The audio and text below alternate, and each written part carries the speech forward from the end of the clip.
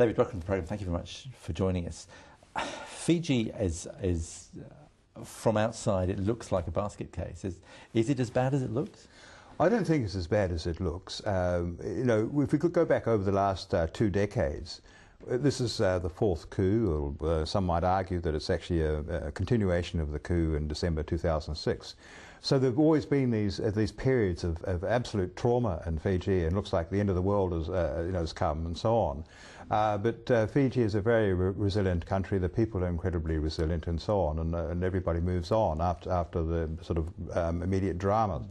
But I think the problem at this point is so unpredictable and so volatile. And I think certainly the rest of the 30-day state of emergency period is crucial, what actually unfolds and develops then. But remember that only just over two years ago, when the December 2006 coup happened, Bainimarama did exactly the same with the media then, although it wasn't quite the extent of censorship, but he had the troops and the media officers, and he had editors and journalists being called up to Queen Elizabeth Barracks, and rather more violent events have happened at various stages. So it is a reenactment in a sense, but this is far more sinister in the sense that it is a full-on coup. You could argue that, well, Bainimarama's just actually got on with doing and completing what he actually started off 2.5 years ago, and he's ensuring that everything's in place institutionally to ensure that he's actually got the power to do it. What about other big players in the region? We heard our Prime Minister this week saying that he was concerned about China's involvement in Fiji. They're sending lots of aid. If New Zealand and Australia pull their aid back because of what the Commodore is doing, and China takes its place, what does that mean for the Pacific as a region? Well, I think we're on the sort of threshold of sort of dramatic changes in the region, and Australia and New Zealand have to play their cards very, very carefully, because in a sense what's happened now is the end result of failed policies of both countries and the forum, the Pacific Islands Forum itself. Their policies have backfired because, in a sense, by forcing Bainimarama to have elections, as the pressure was on, has been for the last year or so, and to enforce an unrealistic timetable on Bainimarama, then it sort of meant that he was boxed into a corner.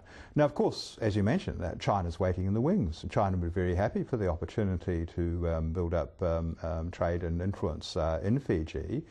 And I don't think that the regime would be too unhappy about that. And if that does happen, then the consequences for the region are quite dramatic, because Fiji has always been the key player in the forum. And it's the crossroads of the whole Pacific between Polynesia and Melanesia, and so many of the international organisations have offices in Suva, and it's just generally so influential. So we make a mistake here in this part of the world, then the opportunity is lost in terms of a good relationship and future. We've got too much to lose with Fiji. It's been a traditional friend and partner for years. We need more understanding now for its problems. Is it a case, is that what's at the heart of it, I guess, that we have not understood Fijian society and the way Fiji works? We've tried to impose our Western democracy. Absolutely. I think that's exactly the problem. We want Fiji to fit into a nice sort of Westminster-style, tidy little democratic box or model that we are familiar with. And because Fiji is pursuing a path in the region, and in other countries, I'm sure, in the process of doing the same, Tonga's another example, we get extremely uncomfortable about that. Instead of trying to get a good understanding of why Fiji is going through these changes, there's a fundamental power change that's actually happened now in Fiji. There was the traditional power bloc that controlled the country ever since independence. Through the Great Council of Chiefs, through the Parliament, the lower house, and also the upper house. The lower house, of course, was based on race-based electorates. And this new regime, and it's not just the military, there's a whole group of prominent people in Fiji, both indigenous and Indo-Fijian, who see that these changes must take place. And one of the crucial things about that is actually doing away with the race-based electoral system and having a genuine democracy based on one person, one vote.